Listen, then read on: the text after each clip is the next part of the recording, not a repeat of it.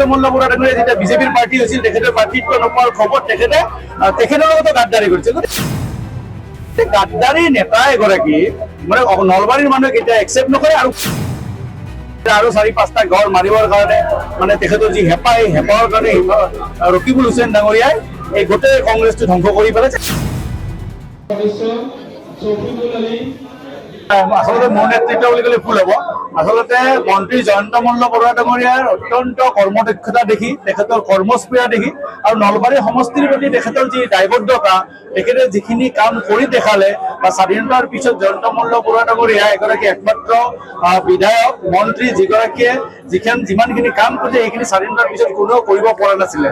গতিকে তেখেতৰ কৰ্মস্পৃহা বা তেখেতৰ কৰ্মদক্ষতা মানে আকৰ্ষিত হয় আজি মানে নলবাৰী সমষ্টিৰ বিভিন্ন প্ৰান্তৰ পৰা ভাৰতীয় জাতীয় কংগ্ৰেছ দলৰ পৰা বহু নেতা কৰ্মীয়ে ভাৰতীয় জনতা পাৰ্টিত যোগদান কৰিছে আৰু বিজেপিত যোগদান কৰাৰ কাৰণটোৱে হৈছে হিমন্ত বিশ্ব শৰ্মা ডাঙৰীয়াৰ দৰে অত্যন্ত বিচক্ষণ অত্যন্ত কৰ্মদক্ষ আৰু শক্তিশালী মুখ্যমন্ত্ৰী গৰাকীৰ প্ৰতি আপ্লুত হয় বা তেখেতৰ প্ৰতি আকৰ্ষিত হয় আৰু নলবাৰীৰ যিগৰাকী বিধায়ক জয়ন্ত মল্ল বৰুৱা ডাঙৰীয়া তেখেতৰ কৰ্মদক্ষতা দেখি তেখেতৰ কৰ্মস্পৃহা দেখি তেখেতৰ মানে আকৰ্ষিত হয় আচলতে ভাৰতীয় জনতা পাৰ্টিত যোগদান কৰিছে। ইয়াত মোৰ কৰিবলগীয়া একো নাই। মই আপোনালোকক কৈছোৱে মই এটা কাৰণতে আহিছিলো যিগৰাকী ব্যক্তি অসম প্ৰদেশ কংগ্ৰেছ কমিটিৰ সভাপতি হৈ আছে তেওঁ বাৰে বাৰে পাকিস্তান যোৱা কথা আপোনালোকে গম পায়। যদি এগৰাকী ব্যক্তিয়ে অসমৰ মুখ্যমন্ত্ৰীৰ আসনত বহিবৰ তেখেতৰ দুৰ্বাৰ হেঁপাহ ৰজা হোৱাৰ হেঁপাহ থকা ব্যক্তিগৰাকী যদি পাকিস্তান চিৰপৰি পাকিস্তানৰ লগত অহা যোৱা কৰি থাকে তেওঁ বৰ অসমৰ কথা কয় যিয়ে বৰ অসম শব্দটো ভালকৈ ক'ব নোৱাৰে যিগৰাকী ব্যক্তিয়ে ভালকৈ অসমীয়া ক'ব নাজানে অসমীয়া নিশিকিলে কেৱল ৰাজনৈতিক স্বাৰ্থত মুখ্যমন্ত্ৰী হোৱাৰ আশাতে তেখেতে দুই এটা অসমীয়া শব্দ শিকিছে। কিন্তু তেনেকুৱা ব্যক্তিৰ নেতৃত্বত থকাতকৈ মই আটাইতকৈ শক্তিশালী জনপ্ৰিয় মুখ্যমন্ত্ৰী হিমন্ত বিশ্ব শৰ্মা ডাঙৰীয়াৰ লগত থকাটো মই বেছি গুৰুত্বপূৰ্ণ বুলি ভাবিলো। কিয়নো অসমৰ ৰাইজ যাৰ লগত আছে নলবাৰী সমষ্টিবাসীৰ ৰাইজ যাৰ লগত আছে আৰু তেওঁলোকৰ লগতে মই থাকিম বুলি মই প্ৰতিশ্ৰুতি সেইকাৰণে মই আহিছো।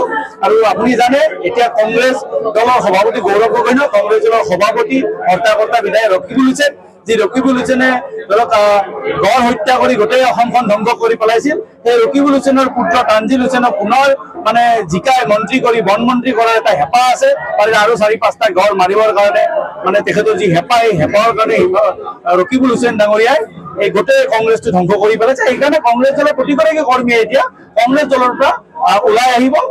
আজি এইখিনি মানুহ আহিছে আপুনি দেখিব অনাগত আৰু এসপ্তাহ-2 সপ্তাহৰ ভিতৰত নলবাৰী সমষ্টিৰ প্ৰায় 90% কংগ্ৰেছ কৰ্মী বিজেপিত যোগদান আজি নলবাৰী কংগ্ৰেছৰ জিলা কংগ্ৰেছৰ কাৰ্যালয়ত হোৱা লগাই দিছে আমাৰ কংগ্ৰেছ কৰ্মীয়ে লগতে চিয়াৰ ভাঙি লণ্ডভণ্ড কৰিছে। গতিকে কি বুলি ভাবে যিহেতু আপুনি দীৰ্ঘদিন কংগ্ৰেছত আছিল?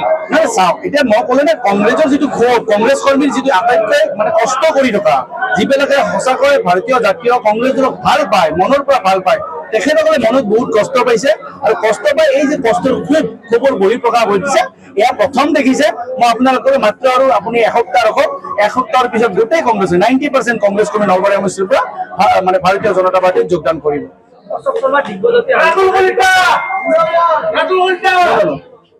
অশোক শৰ্মা তাৰোপৰি দিগ্বজ্যোতি আৰু ভাৰপ্ৰাপ্ত সভাপতি আৰু ভাৰতীয় সমাজৰ প্ৰাক্তন বিধায়ক তেখেতৰ এগেইনষ্টে তেওঁলোক অশোক শৰ্মা গাদ্দাৰী মানুহ। অশোক শৰ্মাই বিজেপিত থাকোতে তেওঁ নিজকে RSSৰ একনিষ্ঠ হ'ব কিন্তু 2011 চনত যেতিয়া বৰ্তমানৰ বিজেপিৰ ৰাজ্যিক সভাপতি দিলীপ শইকীয়া ডাঙৰীয়াই নলবাৰী সমষ্টিৰ নিৰ্বাচন খেলিছিল তেখেতে গাদ্দাৰী কৰিছিল। গাদ্দাৰী কৰি সেই সময় বিৰোধী পক্ষৰ পৰা তেখেতে টকা লোৱা বুলি আমি সবেই জানো।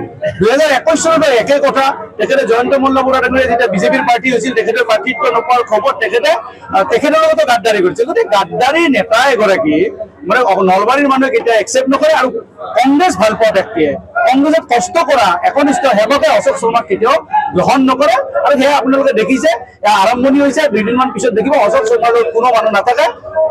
অন্ততঃ কংগ্ৰেছ ভাল পোৱা কংগ্ৰেছৰ একনিষ্ঠ সেৱক কেতিয়াও অশোক শৰ্মাৰ লগত নাথাকে।